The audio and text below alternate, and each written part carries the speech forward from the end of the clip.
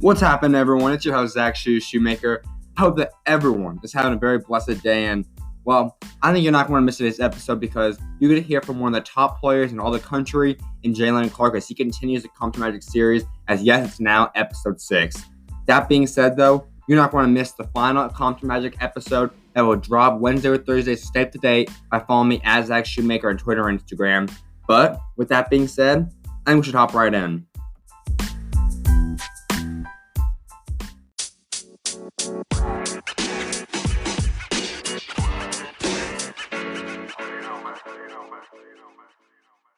I couldn't be more excited than to welcome on one of the faces of California basketball.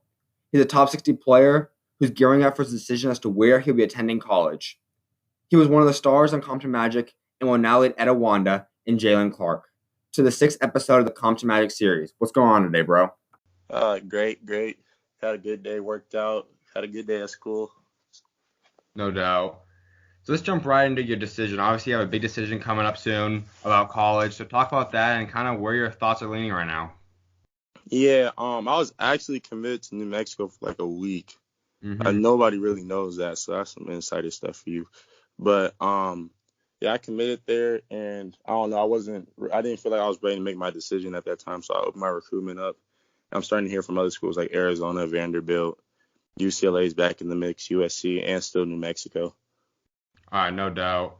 Yeah, I know definitely when I first saw it, because I saw something on Verbal Commits kind of come through. But Yeah. you didn't put it out too much. I was like, I didn't know what it was exactly, so. We had them take it down when they first posted it. Yeah. So what kind of were your thoughts on why you were originally leaning there? I still like them. They love me over there. If you know what I'm saying, they're gonna let me hit the floor right away. Their community's crazy, and it's like they're all basketball. I went on an official there. There's literally nothing out there but basketball. So. Yeah, that's what Dominic was talking about when he went out there to play. I mean, it's just like you said, it's just there's not really a city at all whatsoever. Especially coming from California, it's like there's nothing really out there. That's the one thing I was scared about. From the difference between here and there in California is humongous. No doubt. I mean, definitely just talking like Arizona too. I mean, that's at least still a city and it's got a lot of stuff going on. Not as much as for sure. California, but it's not like New Mexico is. Yeah, for sure. But I mean, I still love the coaching staff and players over there. It's not off my list or nothing like that. No doubt. So what's some of the things that really stand out about the programs you are considering? I'm trying to go somewhere where they play fast and play defense. If you know what I'm saying, I'm better in the open court in transition, running downhill, and that's what I'm looking for in a program, to play towards my strengths. If I go to a program that's set offenses and run zones and stuff, that doesn't allow me to showcase my talents. Absolutely. I think that's definitely a key thing because no matter the best of players or the players that aren't even really noticeable in high school, when you get to a college level, it's the most key thing to be able to go and just find the system, the coach that truly embraces you and wants you, and that's where you can succeed the most at. Yeah, for sure. So are there any guys you're possibly talking to about possibly teaming up with in college? Dalen, DT for sure. Not really, not no teaming up, because most of the schools I haven't landed nobody really yet. Yeah. So there ain't been no team up conversations yet. I think Dalen's obviously a player that I'm not sure anyone in the country wouldn't really want to go play with. I mean, he's someone that obviously is able to facilitate and is a pass-first guy, and he makes everything easier to play with. For sure. I mean, obviously you guys had the chemistry playing with Compton. So talk about why you first, though, decided to go and play for Compton Magic. Well, the real reason, when I was at Corona Centennial, everybody went through Compton Magic. Cedric Bearfield, Jalen Hill, EK, Dominique Dunning, Jelon, everybody. So it's like a feeder almost. And also Tope lives right down the street from my house. It's walking distance type. So it was just comfortable, if you know what I'm saying. Compared to the other LA teams that wanted me, Cal Springs, not even a team no more. The Truth wanted me. It just felt a lot better. Yeah. I think something about Compton is just different because like you said, a couple of teams aren't even teams anymore because it's not the easiest thing to be able to sustain a great program in AAU. So I mean, Compton's been able to do it for 20 plus years now, and not just having an AAU team, but having it at an elite level year in year out. Yeah, it's just the culture we have going. Everybody wants to play there, if you know what I'm saying. There's Hmm. kids everywhere. Like even like the some top kids in California says no.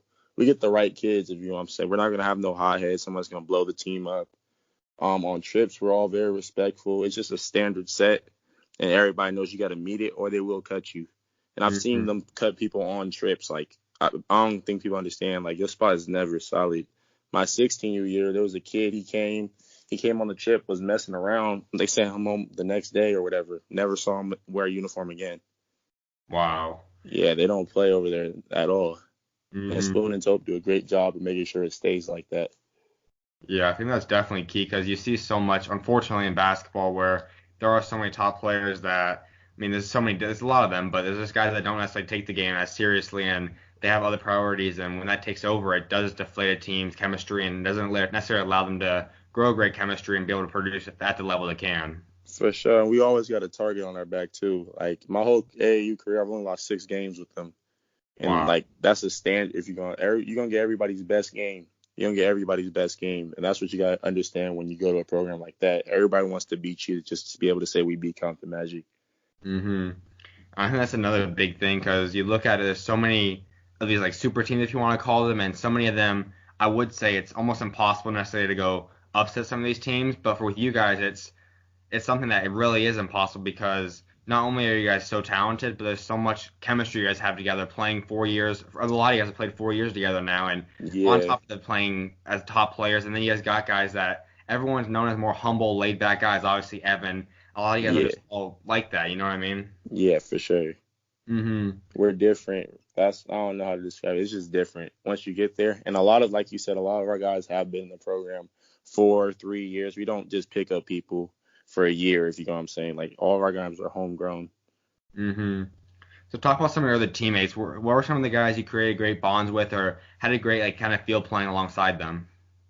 My first 17 year, well, everybody knows that team was special, but the ones where we won every single tournament we were in, Hmm. that team was different. I mean, it was fun playing with I was the youngest kid on the team, obviously. Everybody, literally everybody but me and Evan on that team went to college because Johnny went up a grade and went to Kentucky. So it was just different. Like we weren't the most talented team on paper, if you get what I'm saying.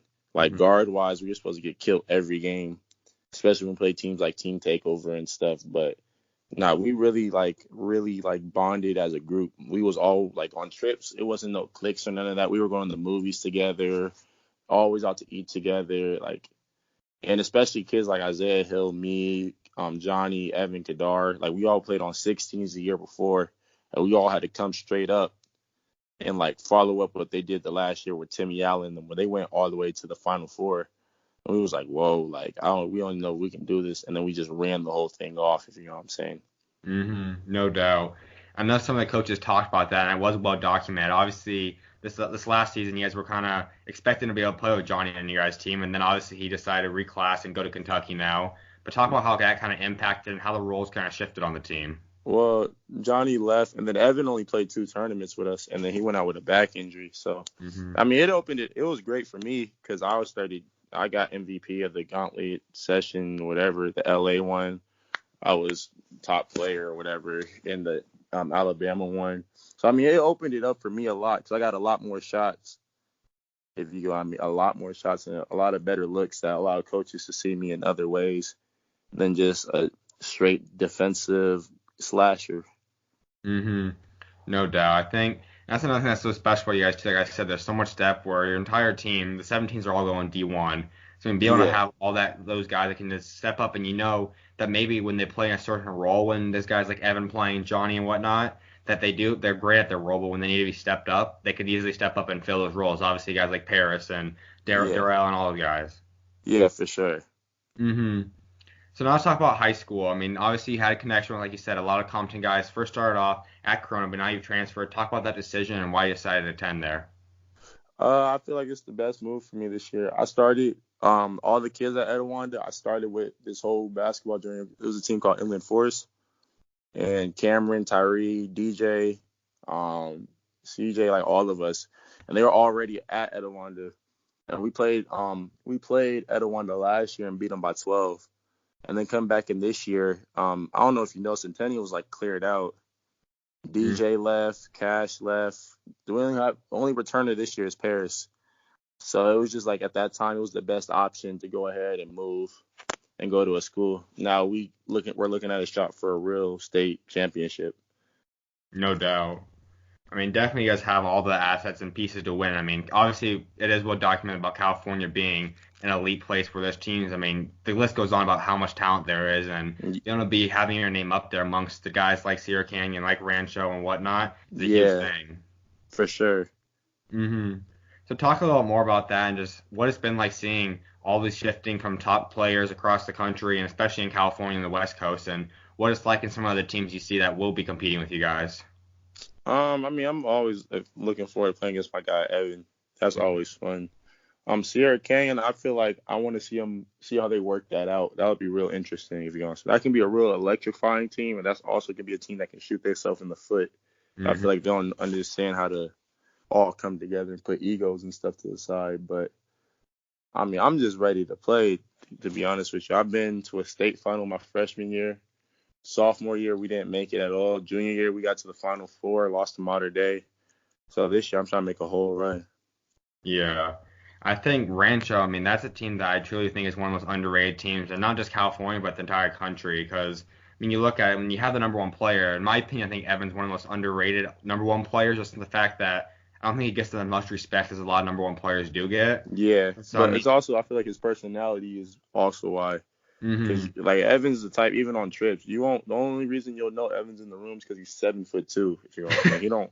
He's real quiet, laid back. He won't talk unless like he's spoken to. Like that's like he's not gonna walk around with a whole bunch of chains on, Balenciaga shoes.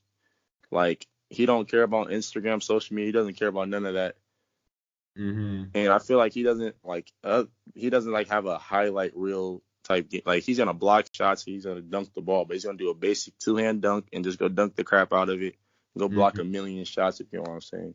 Yeah. He's just a really efficient player, and I feel like people don't get like they don't appreciate it sometimes.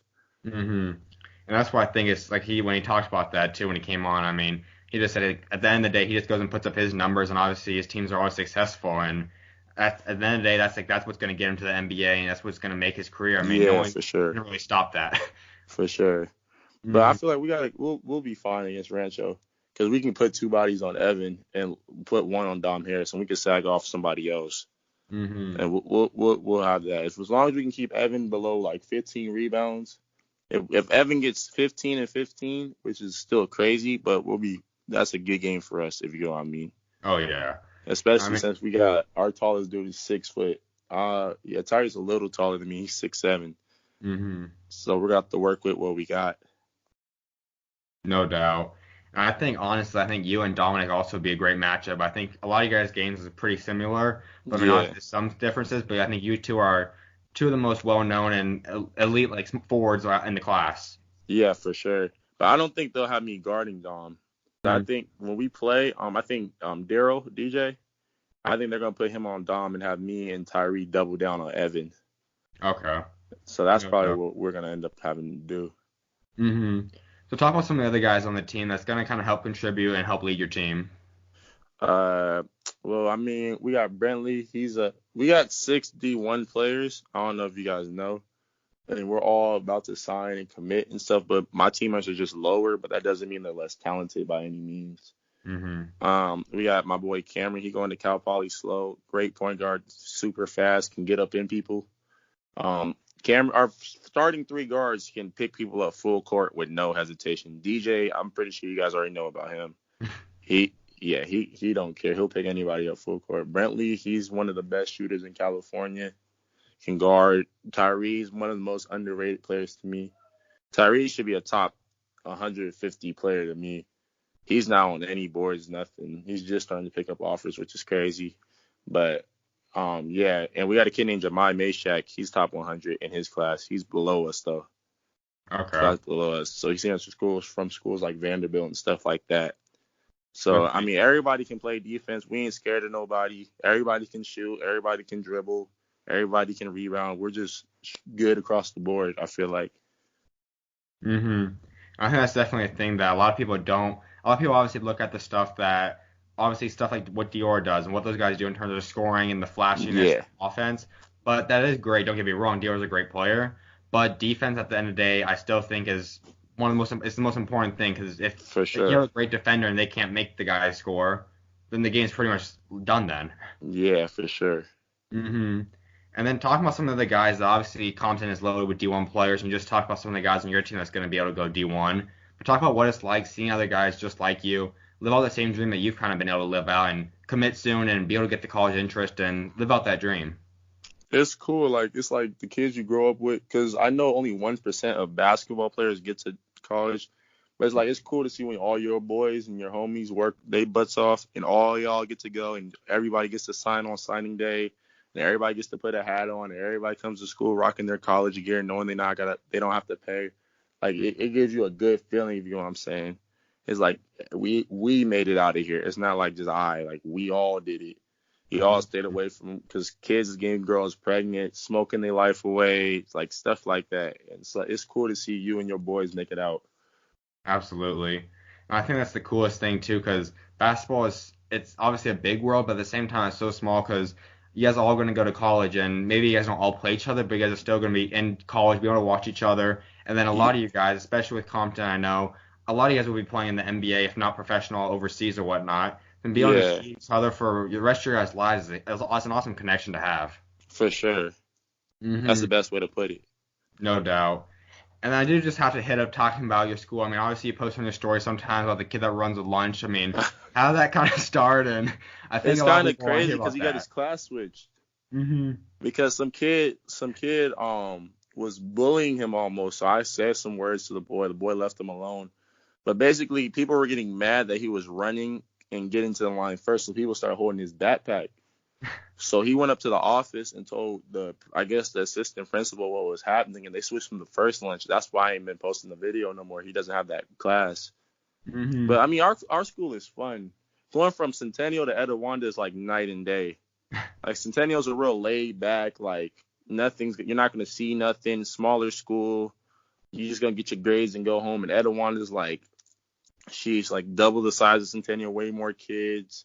It's fun, like more entertainment, stuff's happening all the time. Like more, it's a way more diverse school. So it's just, I like the move for sure. That's awesome. And then also, I know you also kind of got interested in doing your own kind of media stuff with doing your own YouTube shows. Talk a little about that and how you kind of decided to start that passion. Bro, I've always liked editing videos and stuff. It's kind of hard to do it while you're in season, hmm but yeah, I've always liked editing. I use Adobe Premiere Pro, like all the good editing websites. I mean, yeah, but I don't know. It's just my uncle directs Disney Channel and stuff like that, so I've been around it. It's just cool, and I feel like it's a great way to like if you're a leader, I feel like it comes natural, like directing and stuff like that. So it's not a pathway I'm not like close to. It's something I'm really looking forward to exploring. hmm I think that's something that is so key for a lot of athletes because as much as people might think that the guys are just in the gym a hot lot almost all day, I mean, it is like a full-time job, especially when you get to the NBA and all that. But there's still a lot of free time they guys do have. And I mean, there's so many guys you see doing different stuff with their life that they like, rather it be technology stuff, being acting, doing stuff in the off season, a lot of that stuff. And being able to Yeah, have that passion is an awesome thing that will last for the rest of your career. for sure. hmm And so finally, I'd like to wrap up with a couple questions. The first one is, how would you say God's helped get you to the point you are at today? He's helped me stay the course, if you know what I'm saying. Like my parents are pretty strict. I was never allowed to go to parties. Had an 8 o'clock bedtime all the time. Forced me to go to practice, forced me to get up shots, forced me, but like it's all like paying off now, if you know what I'm saying. I'm hmm getting to go to the top camps. I'm getting to go to the colleges, and the kids that was partying and stuff now, it's like they looking back wishing they could have did the stuff I did or trying to get their stuff together now. So I thank God for helping my parents keep me on that track that they had me on. Yeah, no doubt. I think that's such a key thing because you do hear so many of those stories, unfortunately, about guys going down the wrong paths, and unfortunately, then you see that's why the careers they don't get to live out what God truly had been planned for them. But parents always give us a guideline because obviously growing up, we can't, it's hard to make our decision. That's why God puts them because we don't know everything. And for them to be able to guide you and put you down the path and see what God wants you to do is a huge thing. For sure. I truly do appreciate you taking time to come on today, my guy. Best luck this upcoming season. I expect you guys to do big time things and obviously throughout your college career and professional career. So best of luck, my guy. Thanks again for coming on. Thank you. No problem. God bless. All right, boy.